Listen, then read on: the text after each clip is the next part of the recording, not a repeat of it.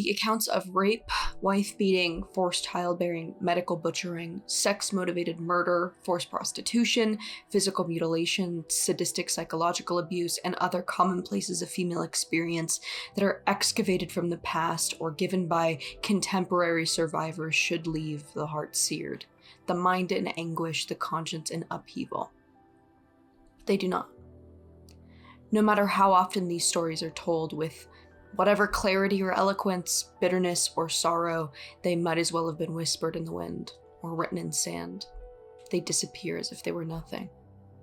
The tellers and the stories are ignored or ridiculed, threatened back into silence or destroyed, and the experience of female suffering is buried in cultural invisibility and contempt. The very reality of abuse sustained by women, despite its overwhelming pervasiveness and constancy, is negated. It is negated in the transactions of everyday life, it is negated in the history books left out, and it is negated by those who claim to care about suffering but are blind to suffering.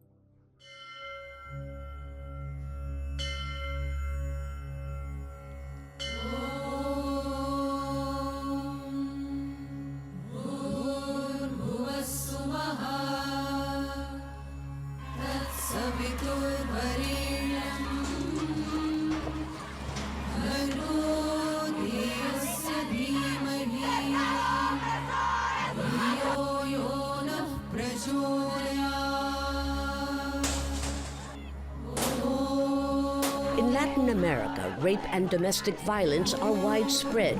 From Argentina to Colombia to Central America, women marked Women's Day to say enough. Mothers and daughters march together. I belong to a generation of women educated to be servants of men, and I see my young female students suffering sexual abuse from as early as kindergarten. This has to end. Las Tesis Senior. Their choreographed chant, "A rapist in your path," has become a feminist mantra.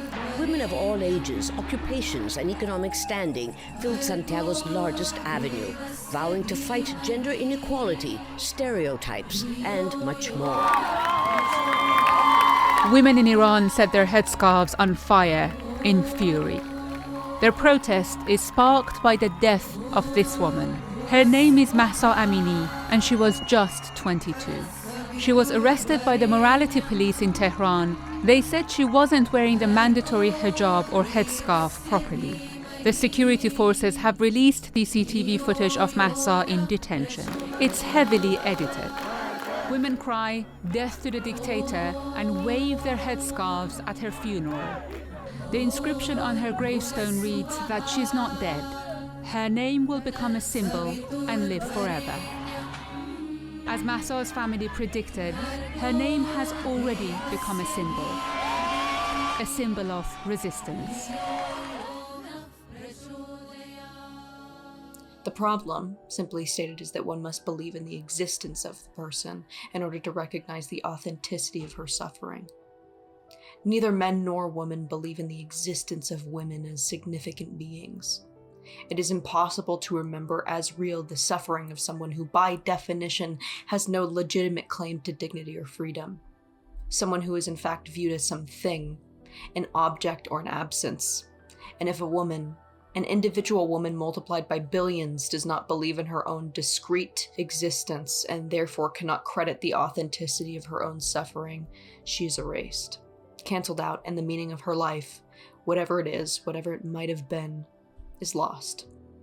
This loss cannot be calculated or comprehended. It is vast and awful, and nothing will ever make up for it. Andrea Dworkin, Right-Wing Women. My name is Leah Little.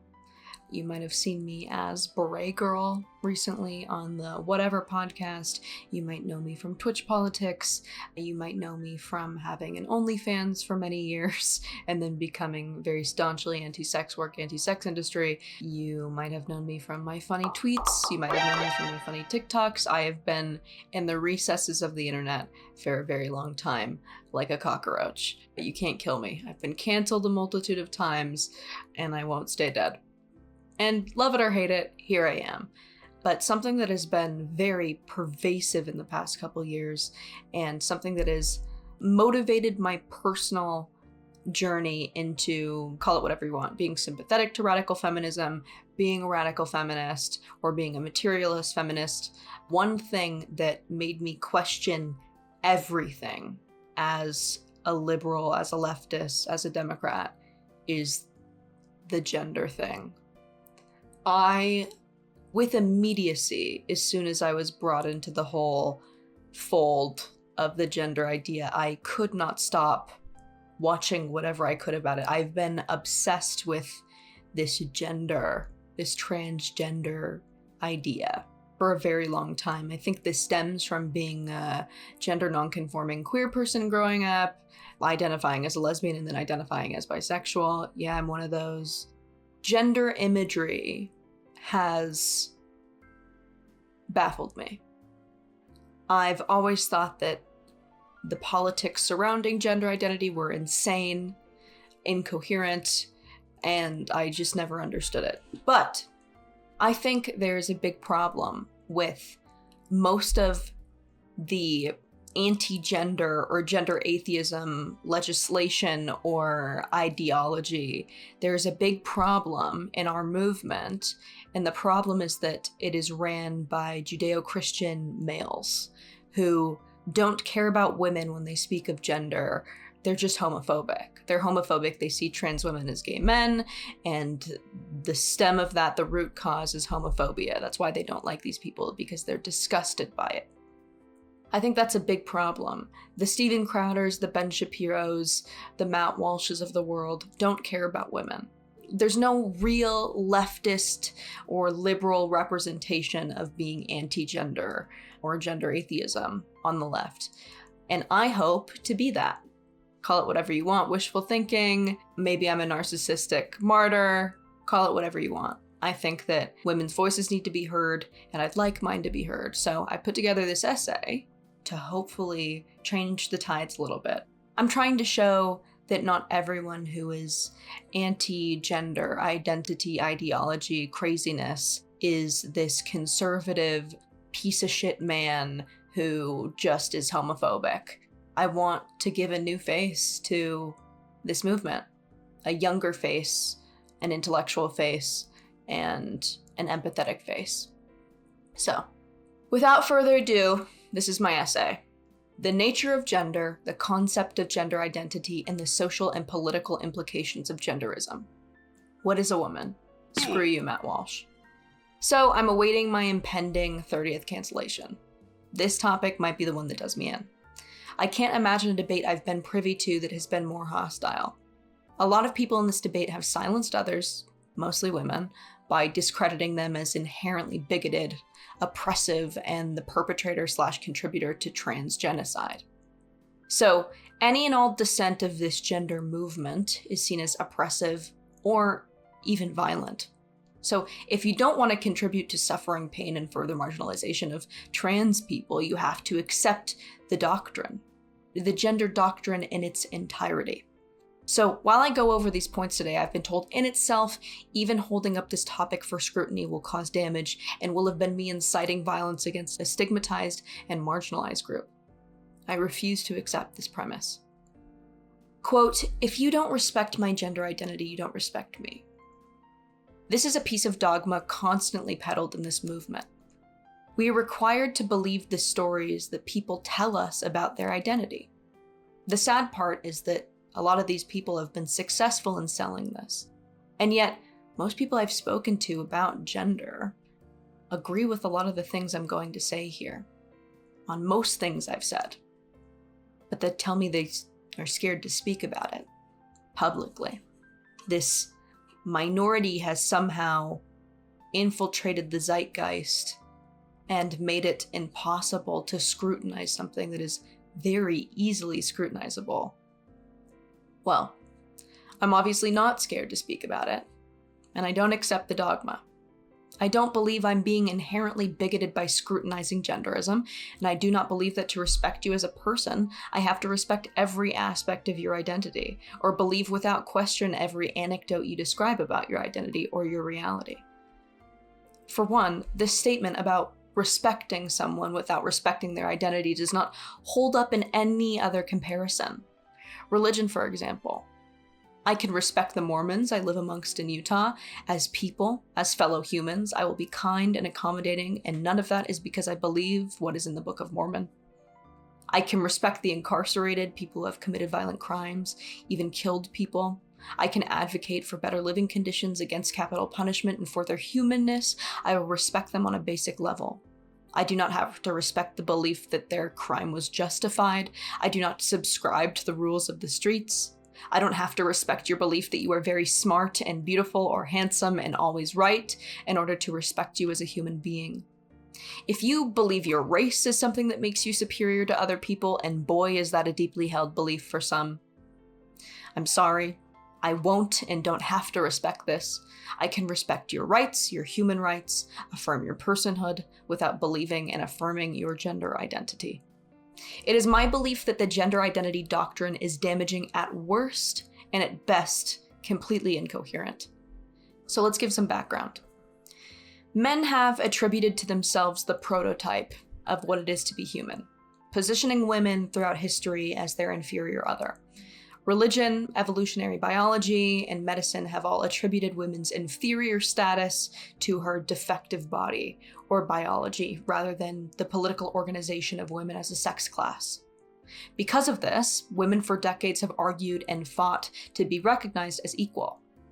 Arguing against this misogynist definition of women's body, arguing gender identity is culture and not nature, separating biological sex from gender, what is imposed on them.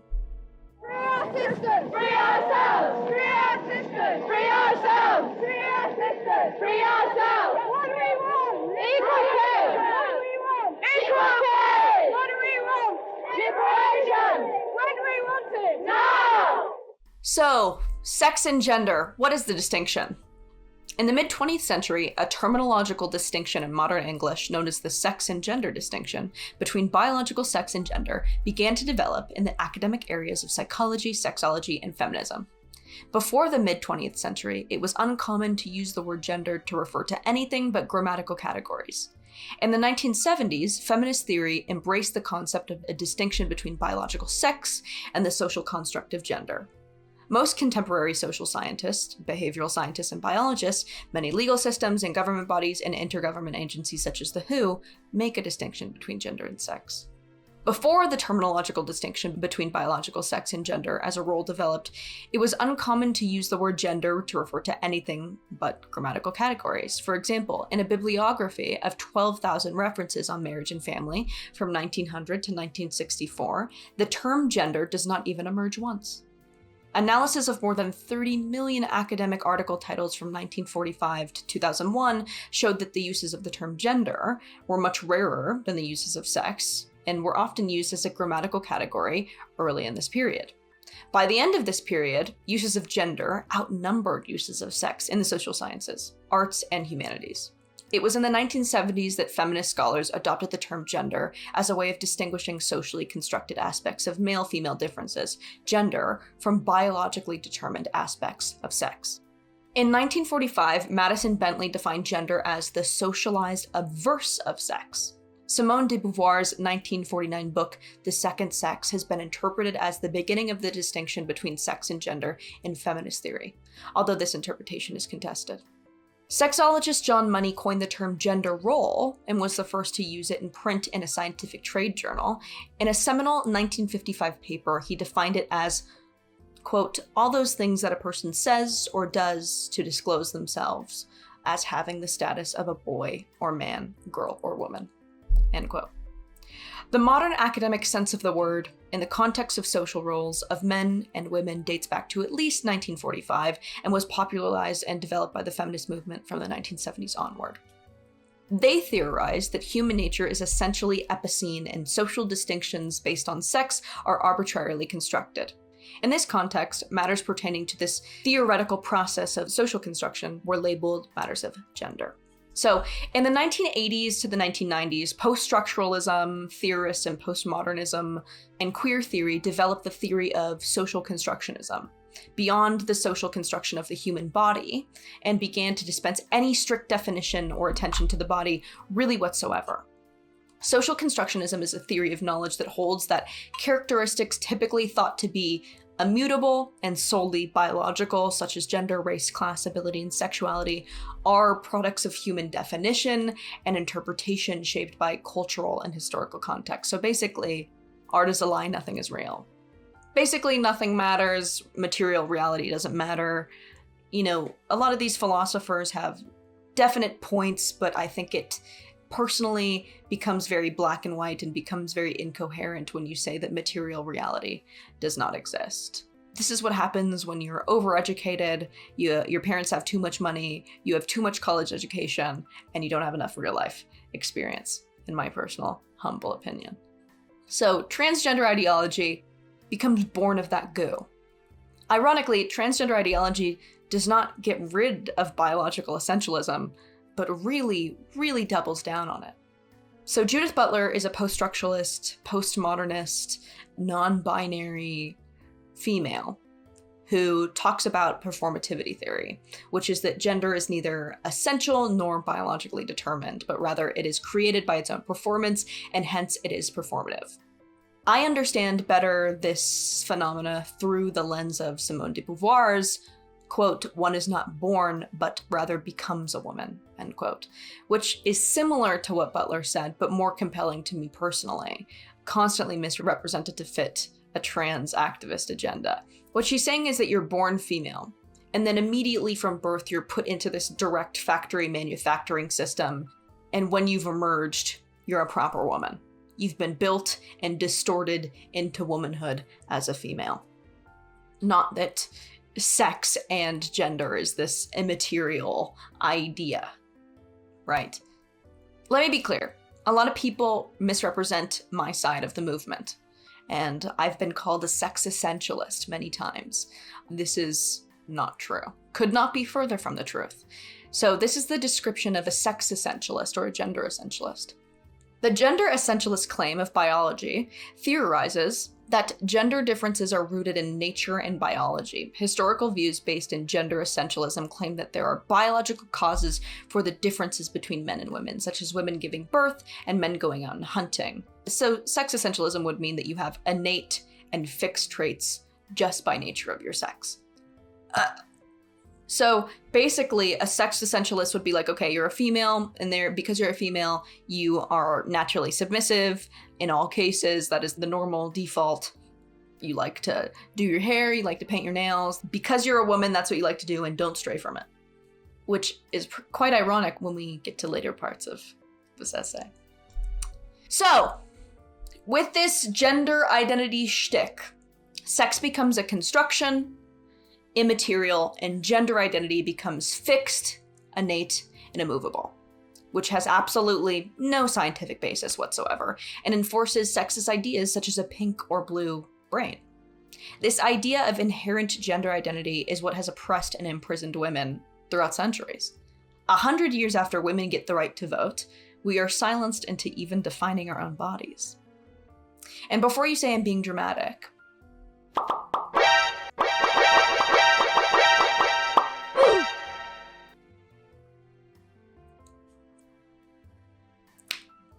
so, my belief is that a woman is a female. Sex is not assigned at birth, it is empirically observed. My body is a material reality. My body is not a religion. It is not an ideology. Being a woman is a material reality and a life lived through cultural constructions. So, I brought up this doctrine earlier. What is the doctrine? Well, when you ask proponents of gender ideology what gender identity means, there's no stable answer. The definitions are circular and entirely question-begging, or completely reliant on socially constructed stereotypes about behaviors and preferences of the sexes. This is from hrc.org. One's innermost concept of self as male, female, a blend of both or neither, how individuals perceive themselves and what they call themselves. One's gender identity can be the same or different from their sex assigned at birth. Okay, this is from genderequalitylaw.org. Gender identity, noun. One's internal, deeply held sense of one's gender, which may be the same or different from one's sex assigned at birth. One's gender identity may be male, female, neither, or both, i.e. non-binary. Everyone has a gender identity. Gender identity is distinct from sexual orientation. Okay, this is from Cornell University. Gender identity. Gender identity is a person's self-identified gender, which may or may not correspond with their sex assigned at birth. Gender identity is how a person experiences and expresses their gender. And then it goes on to talk about the Yogyakarta Principles. The Yogyakarta Principles, international human rights principles revolving around sexual orientation and gender identity, describe gender identity as each person's presentation of the person's gender through physical appearance, including dress, hairstyles, accessories, cosmetics, and mannerisms, speech, behavioral patterns, names, and personal references. Many different gender identities exist, including male, female, transgender, gender neutral, non-binary, agender, pangender, genderqueer, two-spirit, third gender, and all or none of a combination of these. So, the Yogyakarta Principles are seen as the standard for gender protection laws internationally. In 2006, in response to well-documented patterns of abuse, a distinguished group of international human rights experts met in Yogyakarta, Indonesia, to outline a set of international principles relating to sexual orientation and gender identity. The result was the Yogyakarta Principles, a universal guide to human rights which affirm binding international legal standards in which all states must comply. Of course, these haven't been adopted everywhere, but it's been very helpful in shaping US laws, Argentinian laws, etc. In a lot of the United States, trans people have protections against discrimination as well as acknowledgement of gender identity, employment, education, and housing protection, all under the basis of gender identity. So, what is gender identity? What is the clear political definition? You'd hope that there would be one, considering these laws proposed by trans activists come into contact with or override existing legal protections for other groups, other sex classes, namely females. Unfortunately, there is no clear definition. No legal document or law managed to explain the concept of gender identity in a way that is not circular, nonsensical, or reliant on socially constructed stereotypes.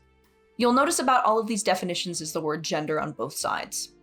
The thing to be defined and part of the definition itself. Perfectly circular. No attempt is made to define gender. We understand through reading these, what it could possibly mean. And that is a deeply felt internal experience. What you feel yourself to be. Even moving off of these not defining gender, it doesn't tell us how this feeling is different from any other felt feeling having nothing to do with gender. So, a deeply felt internal experience. It doesn't extrapolate on where this feeling comes from, its relation to the body and biological sex, nor does it speak on its relation to our environment and nurture.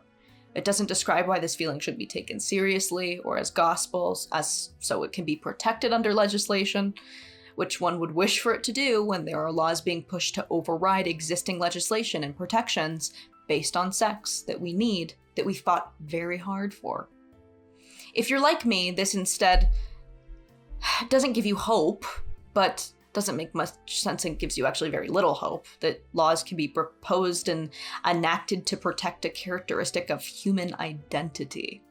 And none of the people pushing for it really care to define what they're protecting.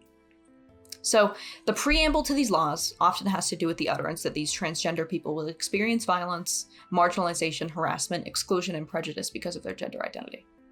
And if this exists, surely this gives us a reason to legislate protection, but it's not clear how it can be true based off of their circular definitions. What does it mean for someone to suffer from discrimination or violence based on an internal belief about themselves, rather than on an outward presentation? How do you protect a subjective state?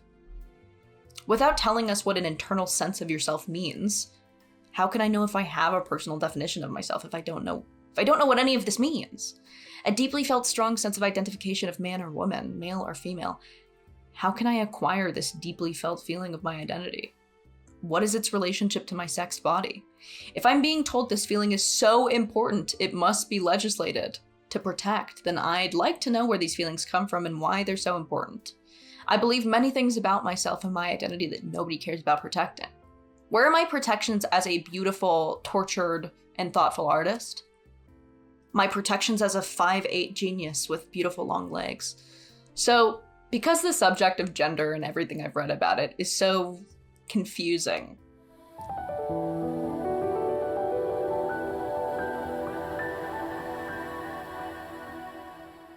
gender identity needs to be more than a preference or affinity to attributes and roles associated to a sex.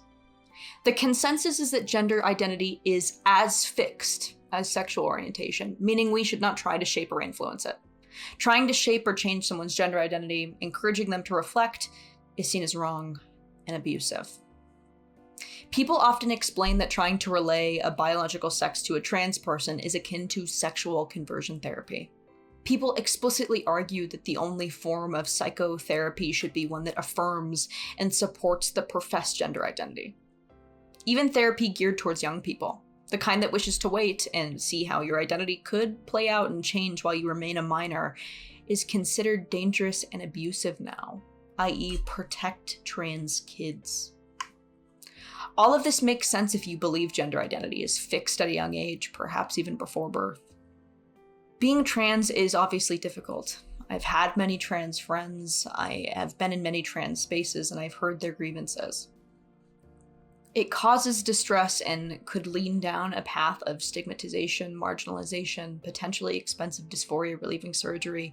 We are told constantly trans lives are difficult and that they face a greater number of barriers and obstacles.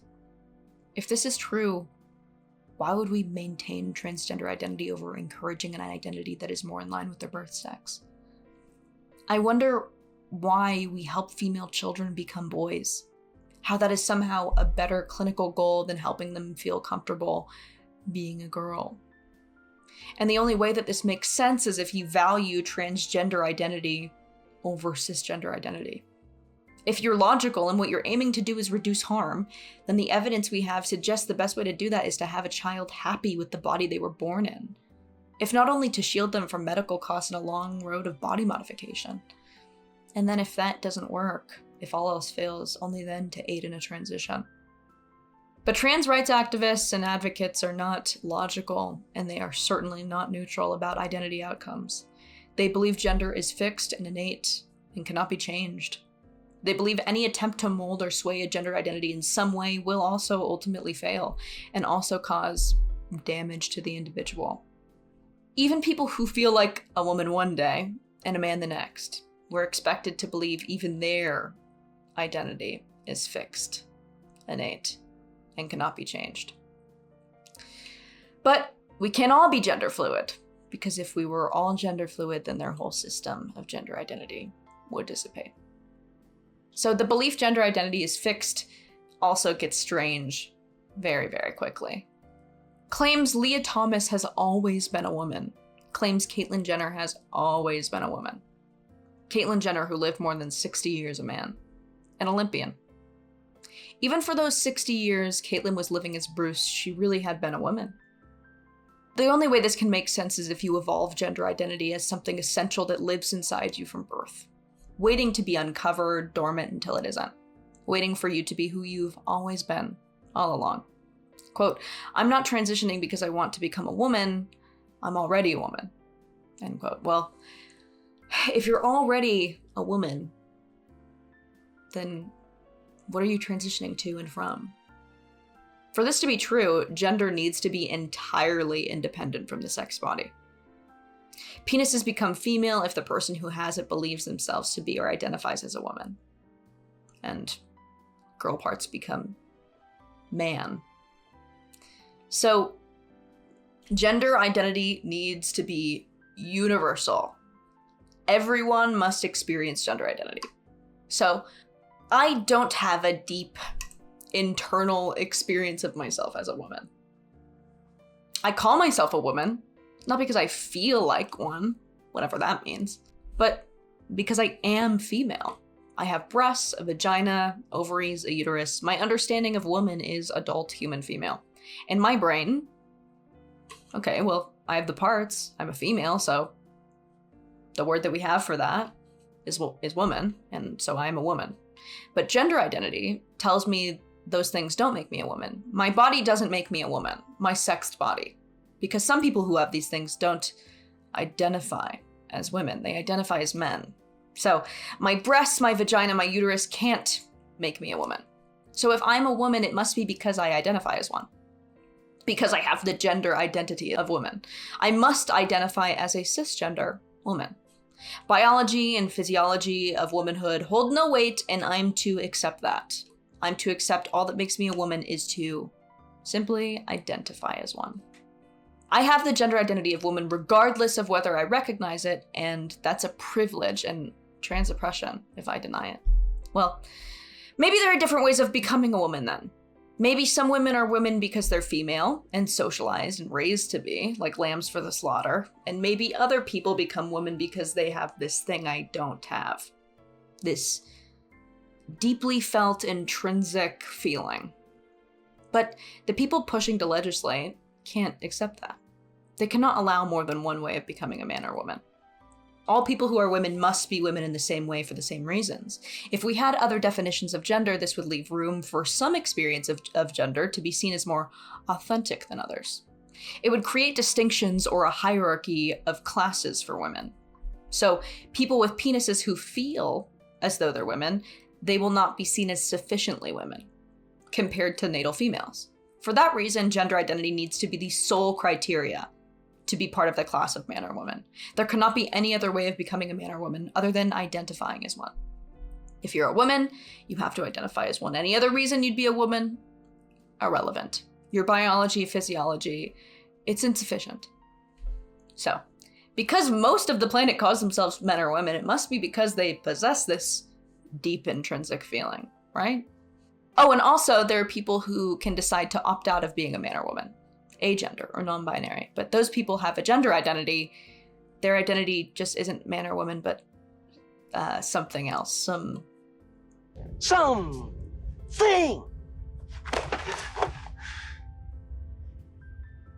I'm sorry, what were you saying? Some immaterial experience, I suppose. So when I tell people about how I feel about my gender, they tell me that I'm something like non-binary. They explain that I do have a gender identity, it's just one of the outliers, it's just pretty special. But if I call myself non-binary, I am not a woman anymore. I can't be. But I've been a woman my entire adult life because of my body. But I can't call myself a woman because I don't identify as one. I don't have this deeply personal identification and feeling. And again, how can I even begin to have this feeling or try to have it if I can't explain what it is, or what it means to feel like a woman? If your personality, disposition, and preferences are more aligned to the gender norms of one sex, or the other sex, rather than your natal sex, if you have the feeling you are more comfortable or belong to another gender role than another, maybe if that's all that means, but again, where does gender identity come from? And why should we protect this thing in law? Of course, I can live more comfortably as a woman. I've been raised and socialized to be one for 24 years. I've had good practice. It's all I've ever known how to do. I know how to exist as a female, as an adult female. And when I look at the pink bow and blue tie, I feel nothing. I like to do my makeup. I like to look cute. I'm also fairly aggressive. Certainly people feel like their sex does not align with the societal conceptualization of how their sex should behave or what things they should prefer. But nobody has explained to me what about that feeling needs to be protected. Immediately I think, why don't we just get rid of the pink bow and the blue bow tie? Surely we'd all be just fucking happier. We want to protect people from discrimination on the basis of their gender identity and how they express that identity, but that doesn't mean gender identity itself is something to be protected in legislation. Maybe instead we should be creating a world in which nobody would need to have a gender identity. Since nobody needs to define themselves in reference to these stereotypical personality boxes. Gender identity needs to be, in order for this doctrine to ring true and these laws to be sacrosanct, something more than a feeling tying you to a set of arbitrary rules and stereotypes you're supposed to feel attached to your sex. Gender is either a material or immaterial property. If it's material in basis, it must be verifiable. It must be capable of testing You must be able to find the property known as gender identity. What is this if not a gendered brain? The concept of this fixed identity has to rely, because we don't have souls, I'm an atheist, has to rely on the brain. So what is the concept of sexed brains? To be fair, even trans rights activists rarely make claims of a gendered brain because of how on its face misogynistic and false it is, but boy, is it alluded to. It lurks in the shadows. Gina Rippon, who is much more qualified to speak on me than this. So the differences we're talking about are actually very tiny. They may be statistically significant, but if you've got a big enough data set, but they're actually very small. And what we ignore, and this is where sort of my autism research interest came in, we ignore the variability within each group. So the differences within groups of males and females are much bigger than the differences between them. And even dyed-in-the-wool sex difference researchers will acknowledge that actually the differences they're talking about are quite small. I'll link the lecture. Suffice to say, she obliterates the idea of a gendered brain, as many neuroscientists have. There are differences in brains between the sexes, but there's absolutely no evidence of gender, and the emphasis we put on the differences in the brain are really, really insignificant, and frankly very dumb. So go watch the lecture and come back. I'll wait. So even if we were to grapple with the idea of a sexed brain, you'd have to explain how a male brain got into a female body, or vice versa. So if we believe that a female brain can be placed inside a male body, we have to agree on these highly contestable and tested claims. 1, there are significant differences between male and female brains, enough to make the distinction. And 2, we have to have an explainable theory as to how one sexed brain can end up in another sexed body. Even if it were true brains were sexed, you need some explanation for the second claim, that a female brain can be placed in a male body with male chromosomes and testes and a penis or vice versa. But also, why would we call a brain a female brain if it exists in a male body? If we're to believe that a female brain means you're more likely to have a disposition and personality marker like empathy rather than the male logic and coldness, surely you'd find individuals from both classes at both ends of this bell curve plotting normal distribution of normal personality traits and attributes. That doesn't mean those individuals do not have their sex body or cannot identify as their sex. Why is a supposed feminine personality trait in a male body sufficient to now name this male a woman? Does it not make sense to say this feminine personality can be male, as it rests in a male body? I'm aggressive and quite arrogant, which seem to be masculine traits, yet I am a woman. I am a female. And how deluded and oppressive and offensive to assign traits to sex bodies. I'm sorry I even had to taste that rationalization in my mouth. So, all in all, I hope that what you're getting from this is that this is a faith-based argument, entirely based around this sexed soul idea, rather than anything else. Gender identity means nothing. It cannot be understood, we cannot empirically test it, prove it, and it remains a subjective state, almost like a religion. As an atheist, I'm not entirely sure how a soul would be sexed. Souls do not have a reproductive marker. They do not have a reproductive strategy.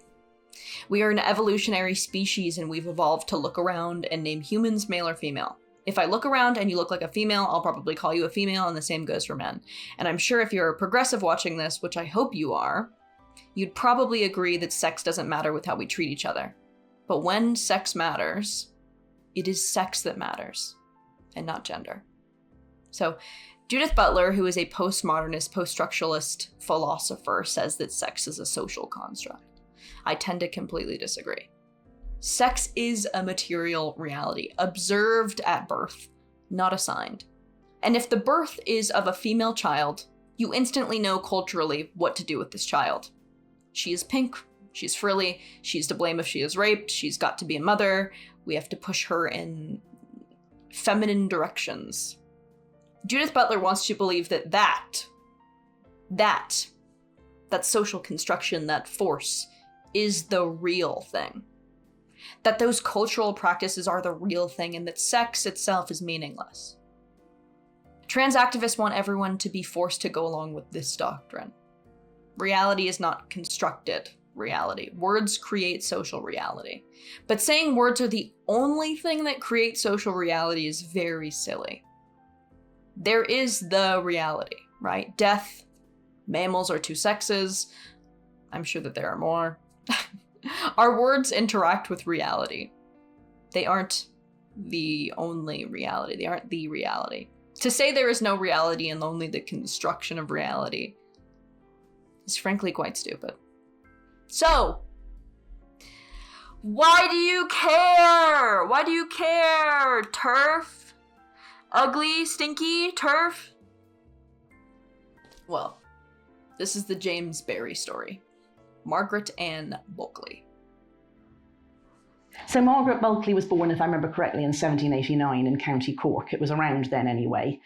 And the early part of her life isn't very clear, but she seems to have been supported by an uncle to go to train as a doctor. And there was only one place she could do that, and that was the University of Edinburgh. Not because they accepted women, they didn't at any of the universities that she could go to, but because they took children, basically. They had no age limit. So even though she was an adult, she presented herself as a precocious boy. And she turned up there, I think at age 18 or 19, saying she was 12 and a boy. And she got her medical degree. And the point was that she was going to go out to Venezuela, where there were no rules against women being doctors. But then Venezuela had a revolution and that never happened. So she was kind of stuck. She had this medical degree and she had this male name. Now she was about 4'10". Her voice had never broken. I cannot actually believe that many people around her seriously thought that she was a man. But anyway, she lived her entire lifetime as a man, James Barrie.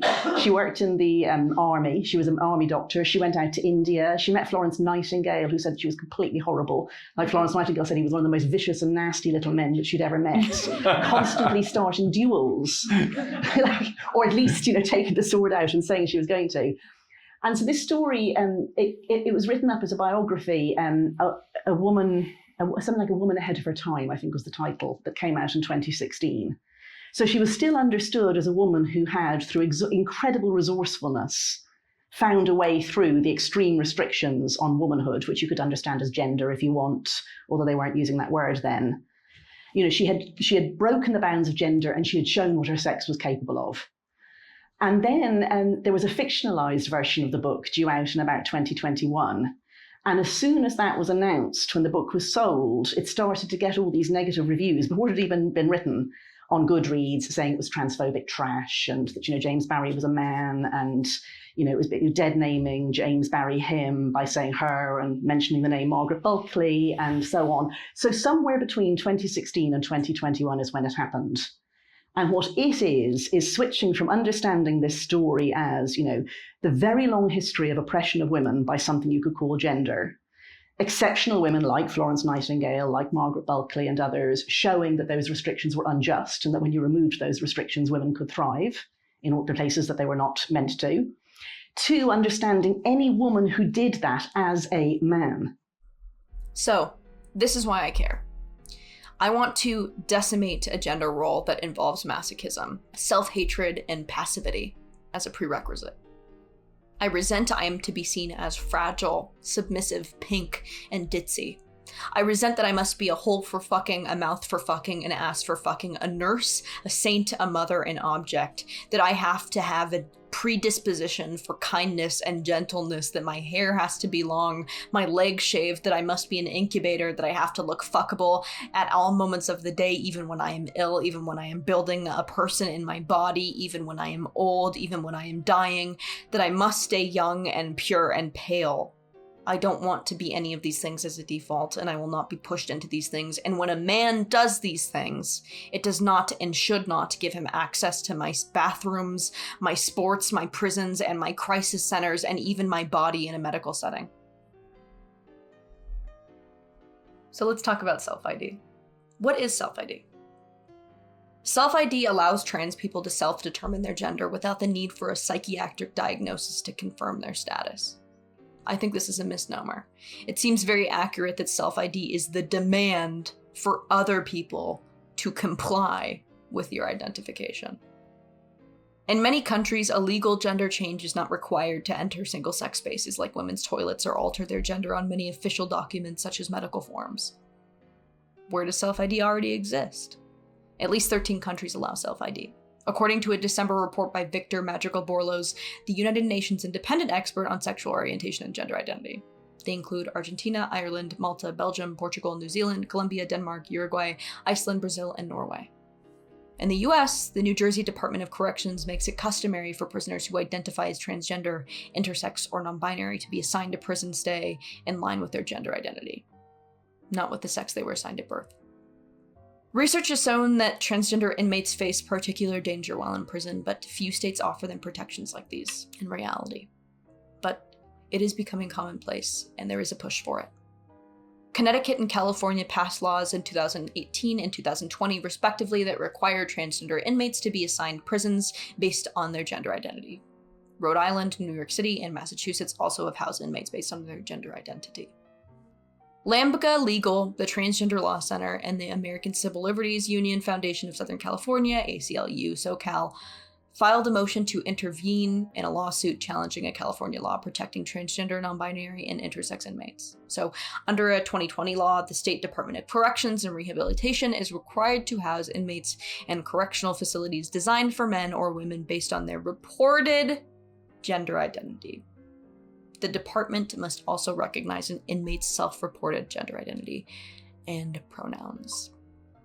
This is becoming commonplace. So, an estimated 91% of victims of rape and sexual assault are female. 9% are male. Nearly 99% of perpetrators are male. With self-ID laws, anyone can claim that they're a woman. This means anyone. Not even actual transsexuals. Anyone. So, you see where this can potentially pose a problem. This is the Swedish study, which a lot of people talk about, and a lot of TERFs talk about, and a lot of people advocating for single-sex safe spaces talk about. So, the Swedish cohort study followed a population of individuals who had undergone surgical and legal sex reassignment involving hormonal and surgery treatment between 1973 and 2003, 324 in total, and compared them to a matched control group of their birth sex. It is crucial to emphasize that this study looks only at those who have undergone hormonal and surgical transition, which is a much tighter group than individuals who self-identify as transgender. The primary purpose of the study was to consider whether medical transition helps patients, leads to better social and health outcomes, and to inform what support they might need post-transition. It is methodologically,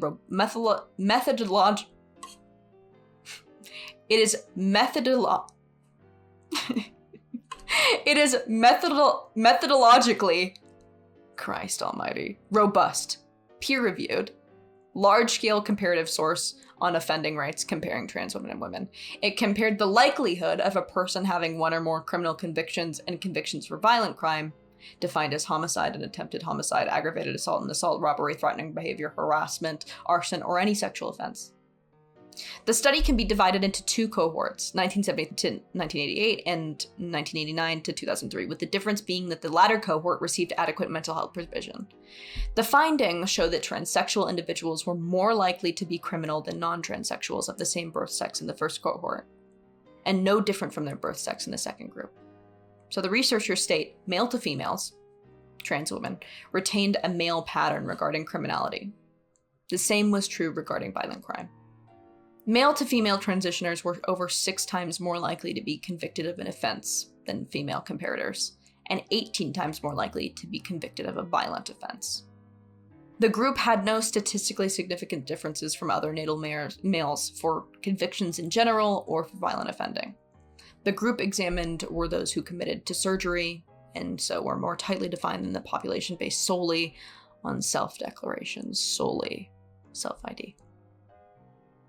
So, we know that males are the stronger sex and that females are the smaller, weaker sex. And because of that, as an act of equity, we protect females from male violence, as male violence is pervasive. And so this is a hard one. And perhaps we can have a Q&A after this video at some point, or even a panel or discussion on what to do and where to house trans prisoners. Because although I do see and understand and empathize with the danger that trans women face in general pop male prisons, I struggle to find how that is women's problem and how women should be used as collateral in that. I struggle to understand why in one of the only places, in some of the only places where women are isolated from male violence, being a prison or a crisis shelter, why we would introduce that if someone just feels like a woman because they like to paint their nails, or because they feel more submissive, or because they feel like they have more empathy than the normal male population. I struggle with it. So, unfortunately, we're gonna have to get down to a big component of the conversation that a lot of people don't want to talk about. And as someone who tries to be sensitive to people who have traits they can't control, I will try to be careful with my words because there are very limited explanations for transsexualism. I have to bring up the elephant in the room. We have to talk about autogynephilia. I have very, very vivid memories of a time where I would actually arouse myself at the thought of being a woman. All the way around, yes. Oh my God. Okay, now turn around. Further back.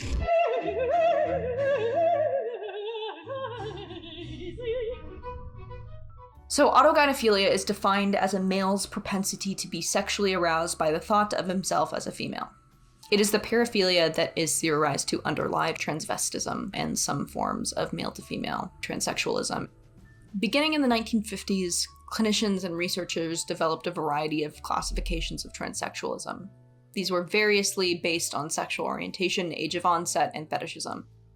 Prior to Blanchard, these classifications generally divided transgender women into two groups: homosexual transsexuals if attracted to men, and heterosexual fetishistic transvestites if sexually attracted to women.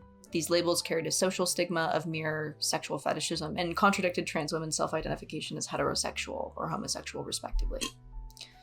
So in 1982, Kurt Freund and colleagues argued that there were two distinct types of male-to-female transsexuals, like I said earlier, each with distinct causes. One type associated with childhood femininity and androphilia, sexual attraction to men, and another associated with fetishism and gynephilia, which is sexual attraction to women. Freund stated that the sexual arousal in this latter type could be associated not only with cross-dressing, but also with other feminine typical behaviors, such as applying makeup or shaving the legs. Blanchard credited Freund with being the first author to distinguish between erotic arousal due to dressing as a woman, transvestic fetishism, and erotic arousal due to fantasizing about being female, which Freund called cross-gender fetishism. So, Ray Milton Blanchard is an American-Canadian sexologist, best known for his research studies on pedophilia, sexual orientation, and gender identity. Blanchard's transsexualism typology is a proposed psychological typology of gender dysphoria, transsexualism, and fetishistic transvestism created by himself. Building on the work of earlier researchers, including his colleague Kurt Freund, Blanchard categorized trans women into two groups: homosexual transsexuals who are attracted exclusively to men and are feminine in both behavior and appearance, and autogynephilic transsexuals who experience sexual arousal at the idea of having a female body. Blanchard conducted a series of studies on people with gender dysphoria, analyzing the files of cases seen in the Gender Identity Clinic of the Clark Institute of Psychiatry and comparing them on multiple characteristics. These studies have been criticized.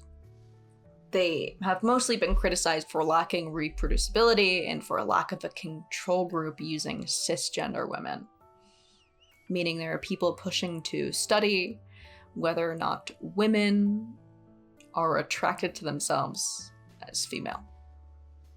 So,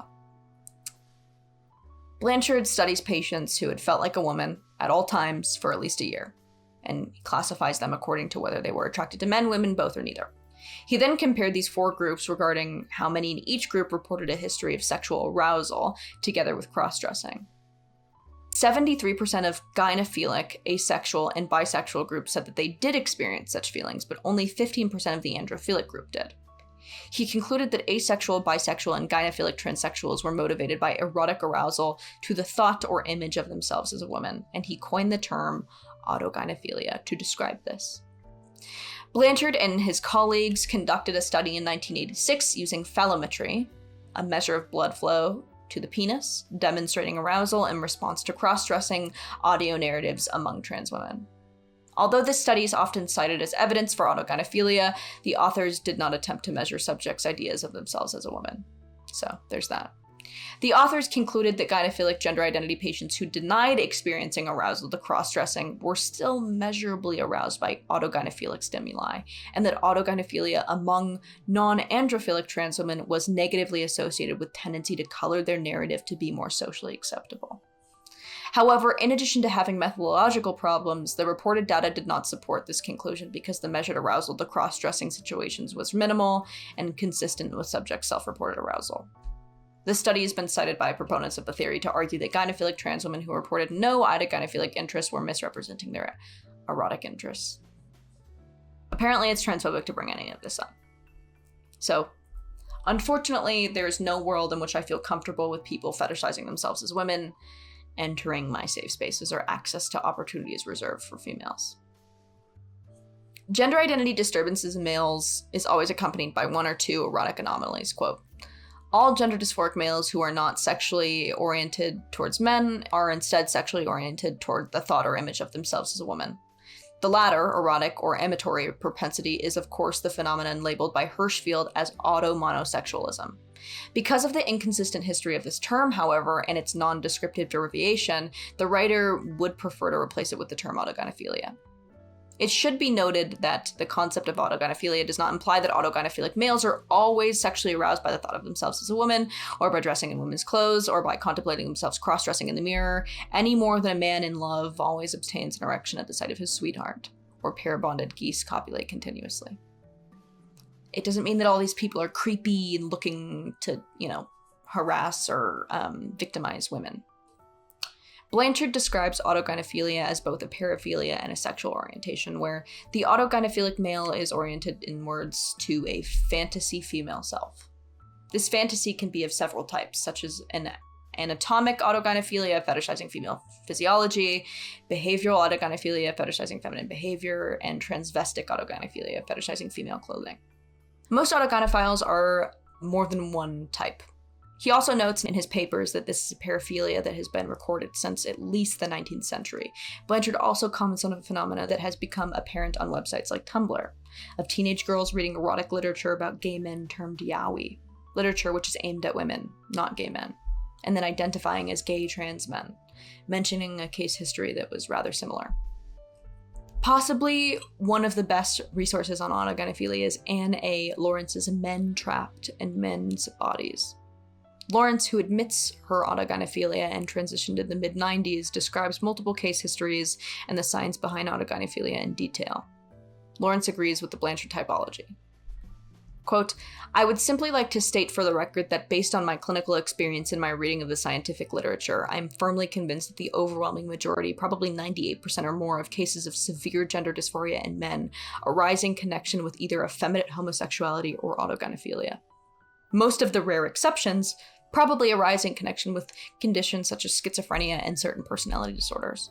The idea that substantial numbers of male to female transsexuals belong to a putative third type that is neither homosexual nor autogynephilic is inconsistent with my clinical experience and, in my opinion, inconsistent with the best available empirical evidence. Lawrence also describes that autogynephiles in clinical studies frequently lie about the sexual arousal they associate with cross-dressing and their sexual fantasies of being a woman, and many lie about being homosexual in order to obtain sexual reassignment services. Autogynephilia sounds completely unchoosable. It sounds like a sexuality that is innate, that you cannot help, that consumes your life. I have empathy for the people who have this, and to some degree, I don't really care about it. I don't care about what you're into or what your sexuality is to befriend you, hang out with you, or treat you with respect. I do, however, think some discrimination for paraphilias or sexualities are in order. In the same way, I would not want to allow a pedophile to work in an elementary school. I just refuse to believe someone can become a legally protected woman who isn't female through just the prerequisite of having a paraphilia.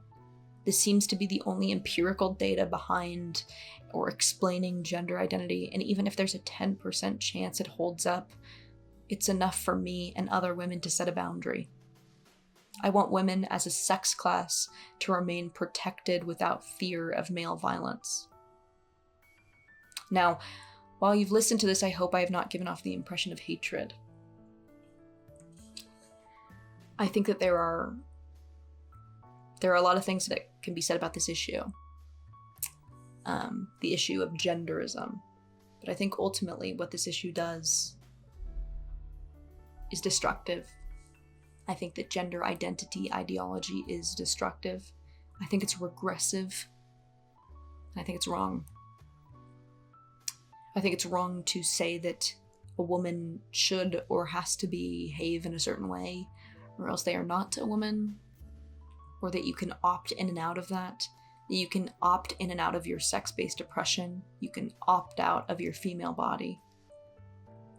I remember I got canceled, 2 years ago, I think, on TikTok because I had said that the term birthing bodies was ridiculous. Because after Roe v. Wade was overturned, so many people were like, remember, non-binary people and men experience abortion as well. And I was so angry. That made me so angry. Because I thought to myself, in a world where it is so clear that there is a war on the female body, to legislate controlling it, thinking that you can opt out of that is pure narcissism and ego. And it's a pain response. It's a trauma response. And this feels very personal to me because when I was a gender nonconforming queer person, butchier in my teenage years, when I was dating women and living that lifestyle, I thought, I started wearing a binder.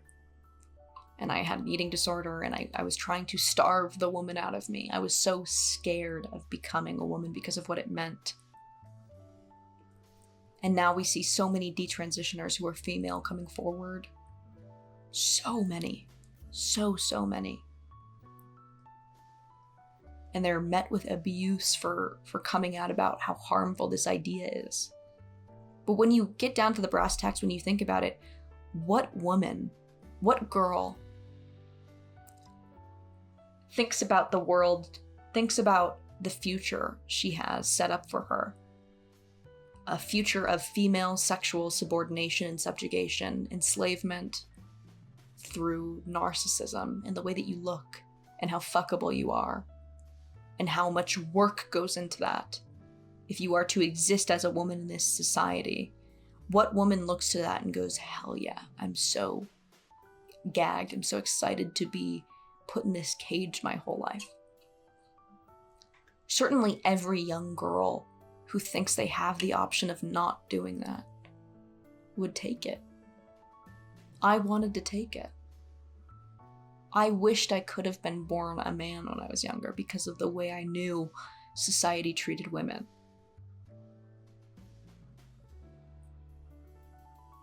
I didn't like pink. I wanted to play in the mud. I wanted to go fishing with my dad. I thought those things maybe made me a boy based on some arbitrary social rules. Maybe I'd go as far as to mutilate my body if there hadn't been intervention. So, when you think about it, all of this just seems very dystopian. And I understand we're in a culture in which everything is distraction, trying to distract us from the pain of reality.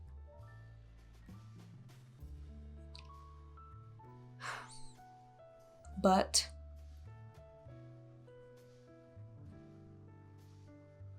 I think women should set their boundaries, and I think they should ask for more. They should advocate for better living conditions as women. And I will die doing that. So, this whole gender thing, the gender thing, pretty incoherent. And where I hope every transsexual or autogynephilic or trans person, self-identified or diagnosed, I hope they find self-acceptance in their material bodies. I hope they find it. Because how painful would it be to feel like your body doesn't belong to you? Or that it's not supposed to be there. I understand the painfulness of that disease, but it's just not true. You are your body. You are your body. Doesn't matter what it does, doesn't matter what it looks like. You are your body. When an anorexic goes to the doctor is not, oh, we should give you lipo. You should be thinner. If you feel thin, if you feel like you should be thinner, we will give you lipo. And now the left is advocating to give medication to young people, to children, to stop their puberty and to potentially mutilate themselves with plastic surgery. It's dystopian. And it's scary. And there should be outcry on the left for this, not just the fucking losers on the right. The homophobic, bigoted losers. There should be a movement on the left to oppose this dangerous ideology. This dangerous, oppressive, regressive ideology. And with that, I hope I've given you something to think about. Just something to chew on. Just something light to chew on. A snack. Anyway, I love you all. Every person watching this, I love you. And I hope we all find peace. And I hope we all find solutions or trade-offs. See you next time.